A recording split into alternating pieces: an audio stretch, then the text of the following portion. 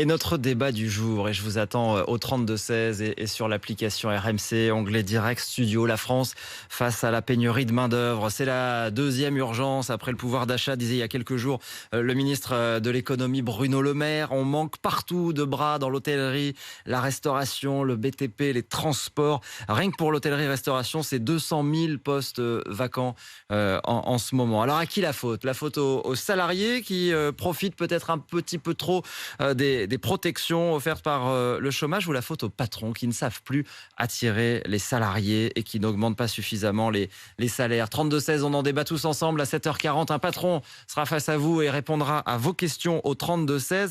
Et puis il y a des exemples. Il y a des exemples où les chefs d'entreprise parviennent à garder leurs salariés en améliorant les conditions de travail, en prenant soin de leurs salariés. Ils parviennent à les fidéliser. Ces patrons qui trouvent des solutions. C'est le reportage de la rédaction ce matin. Il est signé Paul Barcelone pour RMC.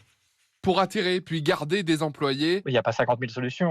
une marche à presque tous les coups, augmenter les salaires, ce qu'a fait encore récemment David Zenouda, propriétaire de plusieurs bars et restaurants. Moi, sur un établissement que j'ai sur la côte atlantique, on a dû proposer des salaires augmentés par rapport à ceux de l'année dernière d'environ 10 à 20%. Le chef de cuisine qu'on a pris cette année, il est payé nettement plus que celui de l'année dernière. Mais il n'y a pas que les salaires. Certains chefs d'entreprise misent aussi sur les conditions de travail. Salle de repos à disposition, week-end de 3 jours ou encore télétravail et voiture de service.